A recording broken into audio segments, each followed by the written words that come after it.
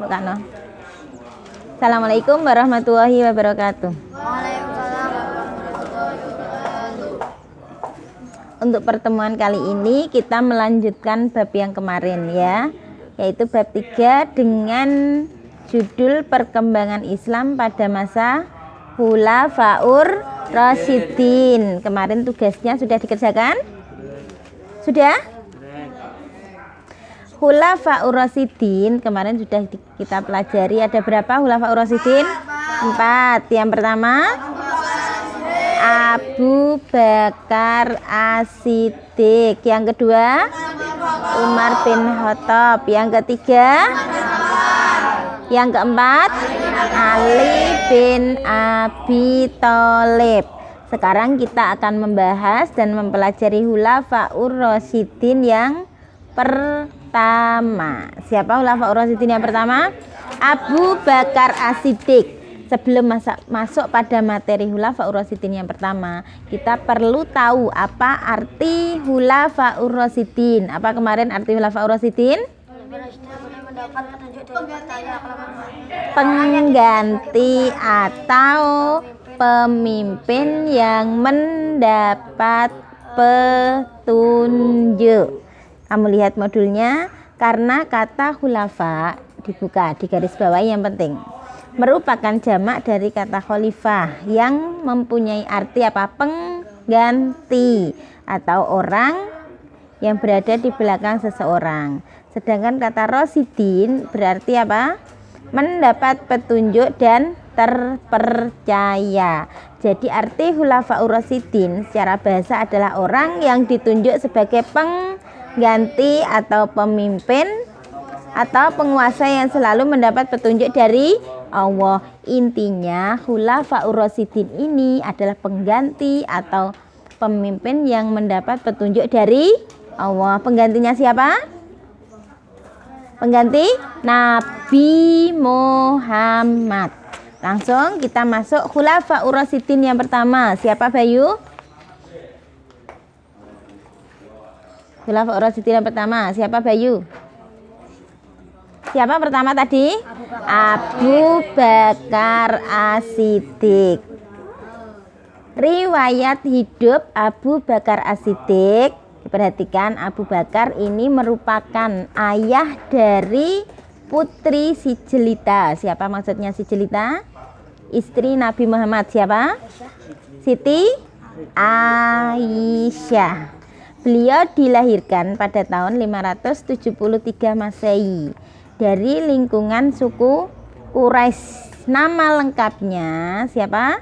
Abdullah bin Abi Quhafa bin Utsman bin Amr bin Mas'ud bin Taim bin Murrah bin Ka'ab bin Lu'ay bin Ghalib bin Fihr At-Taimi Al-Quraisy.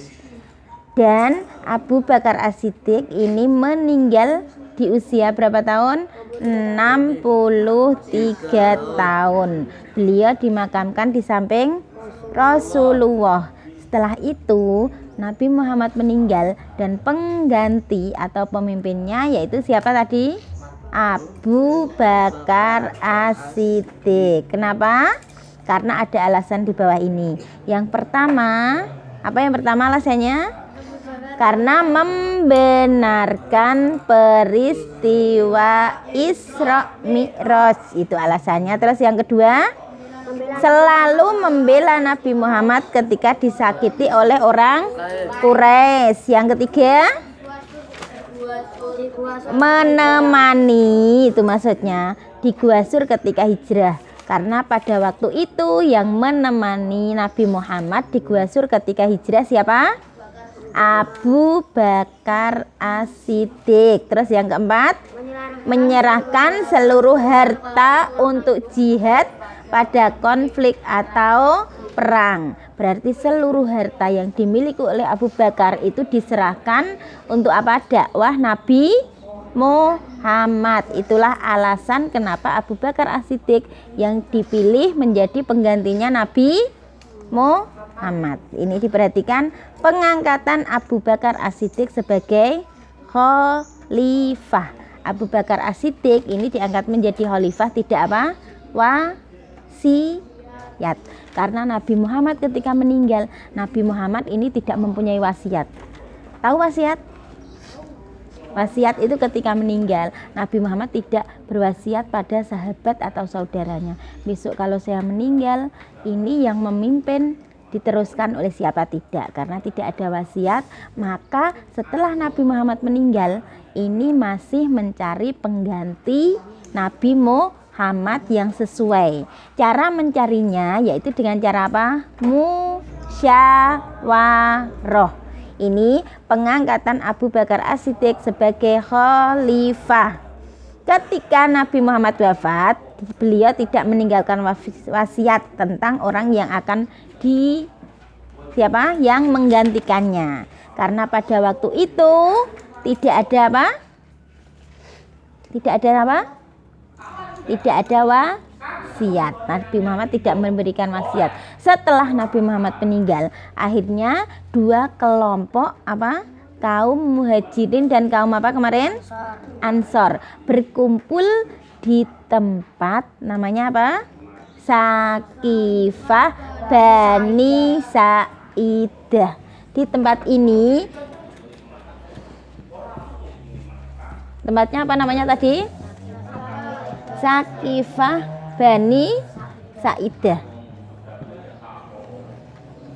Di tempat ini sahabat Muhajirin dan kaum Ansor ini bermusyawarah untuk mencari pengganti Nabi Muhammad. Setelah itu dari dua kelompok ini mengajukan pemimpin atau calon. Dari kaum Ansor mengajukan siapa calonnya? Sa'id bin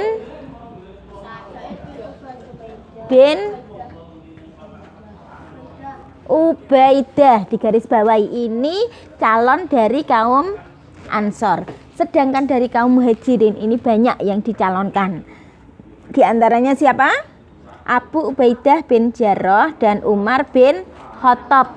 Tapi kedua calon ini tidak mau menjadi calon dari kaum Muhajirin. Lalu dari kaum Muhajirin menunjuk siapa?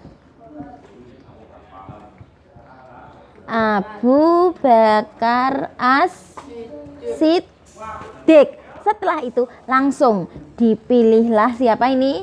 Dari kelompok Muhajirin, yaitu Abu Bakar As-Siddiq sebagai pengganti Nabi Muhammad atau Khulafaur Rasyidin yang pertama. Ini langsung dilihat yang bawah, alasan kenapa yang dipilih yaitu Abu Bakar As-Siddiq. Yang pertama, alasannya apa? Karena Abu Bakar adalah sahabat yang pertama kali masuk Islam di luar keluarga melalui diskusi langsung dengan Rasulullah dan membawa pengaruh bagi masyarakat. Kemarin kita telah mempelajari sahabat yang pertama kali masuk Islam. Istilahnya apa? As-sabiqunal awalun. Itu alasannya karena Abu Bakar termasuk salah satu dari as-sabiqunal awalun. Terus yang kedua, karena Abu Bakar adalah sahabat yang disegani masyarakat dan paling bijaksana. Jadi seorang pemimpin itu harus bijaksana dan disegani oleh banyak orang. Terus yang ketiga Abu Bakar As-Siddiq adalah sahabat yang setia menemani hijrah Rasulullah ke Madinah dengan harta dan nyawa. Seperti kemarin Nabi Muhammad ketika mau hijrah ke Madinah bersembunyi di mana? Gua Hira atau Gua Sur? Di Gua Sur. Siapa yang menemani Nabi Muhammad? Abu Bakar As-Siddiq. Beliau selalu menemani Nabi Muhammad. Terus yang keempat Abu Bakar As-Siddiq adalah sahabat yang dipercaya untuk menggantikan posisi imam sholat ketika Rasulullah sedang sakit. Itulah alasan kenapa yang dipilih menjadi pengganti Nabi Muhammad adalah siapa tadi? Abu Bakar As-Siddiq. Ini langsung masuk pada masa kepemimpinan Khalifah Abu Bakar As-Siddiq. Setelah diangkat menjadi khalifah dan dibaiat, ini beliau memimpin umat Islam. Yang pertama yang dilakukan di bidang sosial ekonomi, yaitu membentuk apa?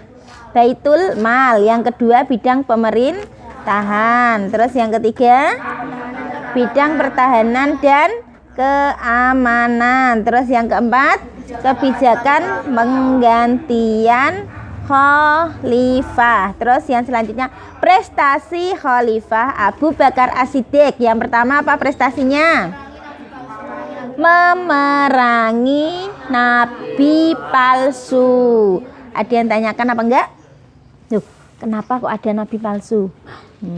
Karena setelah Nabi Muhammad meninggal, itu ada orang yang mengaku-ngaku sebagai nabi. Inilah yang diperangi oleh Abu Bakar. Siapa yang diperangi? Yang pertama. Siapa nabi palsu yang pertama? Musailamah al-Kadzab. Kamu garis bawahi, itu yang diperangi. Nabi palsu yang pertama yang diperangi oleh Abu Bakar As-Siddiq. Yang kedua Tulaihah bin Khuwailid. Yang ketiga Sajjah binti Al-Haris bin Suwaid atau Sajjah Tamamiyah. Kamu garis bawahi itu. Yang kedua prestasinya apa? Memerangi akidah murtad. Ini orang yang murtad diperangi. Terus yang ketiga apa? Memerangi pembelot zakat. Orang yang tidak mau membayar zakat ini diperangi oleh Abu Bakar As-Siddiq. Maksudnya diperangi itu diingatkan supaya dia mau membayar zakat. Terus yang keempat apa? Mengumpulkan Al-Quran. Ini penyebaran wilayah dakwah Islam. Tahap pertama dan tahap kedua. Ini diperhatikan tahap yang pertama. Khalifah Abu Bakar terlebih dahulu menaklukkan Persia pada bulan Muharram dan ekspedisinya keluar Jazirah Arabia dengan menunjuk dua panglima. Siapa panglimanya? Musana bin Harisa dibantu pasukan yang dipimpin oleh siapa? Khalid bin Walid. Terus tahap kedua ini ada 4. Yang pertama siapa? Abu Ubaidah bin Jarrah bertugas di daerah Homs, Suriah Utara dan Antioquia. Ini untuk memperluas wilayah Islam. Terus yang kedua siapa? Amru bin As mendapat perintah menaklukkan wilayah Palestina yang saat itu berada di bawah kekuasaan Romawi Timur. Kalau sekarang Palestina dikuasai oleh orang apa? Orang Israel. Kasihan ya. Umat Islam, saudara kita seagama di sana banyak yang dijajah. Yang ketiga siapa? Syurahbil bin Sufyan diberi wewenang apa?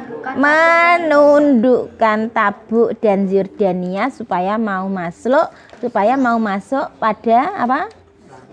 Masuk wilayah Islam, kekuasaan dari Abu Bakar As-Siddiq. Yang keempat, siapa yang keempat?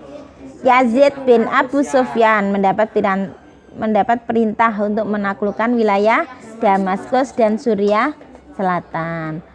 Sampai di sini untuk pertemuan materi SKI bab 3 mengenai Khulafaur Rasyidin. Untuk Khulafaur Rasyidin yang ketiga, keempat, dan kelima dilanjutkan pertemuan berikutnya. Wassalamualaikum warahmatullahi wabarakatuh.